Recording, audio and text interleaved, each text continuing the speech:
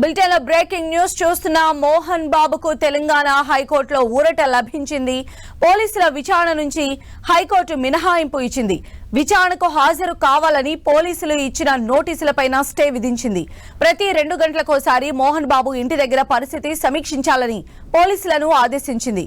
పోలీసుల విచారణ నుంచి మినహాయింపు ఇవ్వాలని మోహన్ బాబు తెలంగాణ హైకోర్టులో లంచ్ మోషన్ పిటిషన్ దాఖలు చేశారు. దీనిపై హైకోర్టు విచారణ చేపట్టింది. 2 పరస్పర ఫిర్యాదులపైన నమోదైన కేసులు కాకుండా మోహన్ బాబు పైన మరో కేసు నమోదు చేశామని ప్రభుత్వ తరపు న్యాయవాది తెలిపారు. జర్నలిస్ట్ పైన దాడికి సంబంధించి మరో క్రిమినల్ కేసు పెట్టామని వివరించారు. అయితే పోలీసులు పికెట్ ఏర్పాటు చేయాలని మోహన్ బాబు తరపు లాయర్ కోరగా సాధ్యం కాదని ప్రభుత్వ తరపు న్యాయవాది చెప్పారు. వాదనలు విన్న న్యాయస్థానం పోలీసులు ఇచ్చిన నోటీసులపై స్టే విధించింది.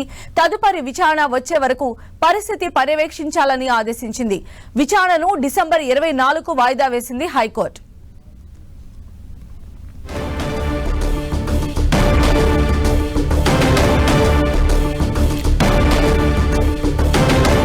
మరిన్ని అప్డేట్స్ మా ప్రతినిధి సునీల్ మనకు అందిస్తారు. సునీల్,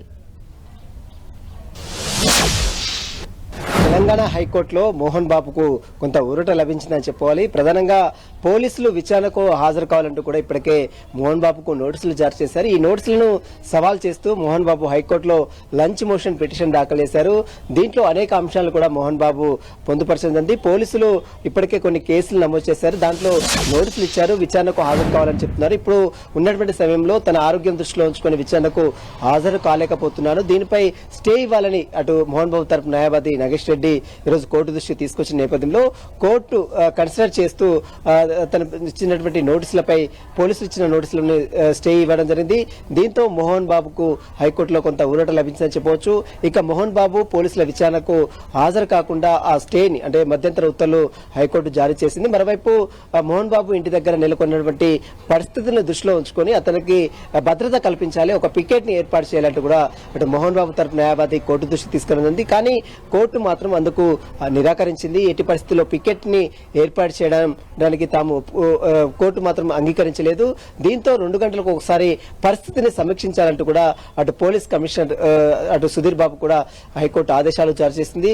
దీంతో మోహన్ బాబుకి అయితే కొంత ఉపశమనం అయితే కలిగించిందని చెప్పవచ్చు. ప్రస్తుతము మోహన్ బాబు కాంటినెంటల్ హాస్పిటల్లో చికిత్స పొందుతున్నారు. మరోవైపు ఇప్పటికే జర్నలిస్ట్ సంబంధించిన దాడి కేసులో కేసు నమోదు చేస్తామని ఇప్పటికే పబ్లిక్ ప్రాసిక్యూటర్ ఈ రోజు కోర్టు దృష్టికి తీసుకురానుంది. దీంతో పాటు ఒకరిపై ఒకరు పరస్పరం ఫిర్యాదు చేసుకున్న దాంట్లో కేసులు నమోదు చేయడంతో పాటు మరోవైపు జర్నలిస్ట్ సంబంధించినటువంటి దాడికి సంబంధించిన దాంట్లో మరొక కేసు నమోదు చేశామంటూ కూడా ఈరోజు తెలంగాణ ప్రభుత్వ తరపు న్యాయవాది కోర్టు దృష్టికి తీసుకురావడం జరిగింది. మొత్తం ఈ అన్ని ఇష్యూకి సంబంధించి తదుపరి విచారణ డిసెంబర్ 24వ తేదీన వాయిదా వేసింది.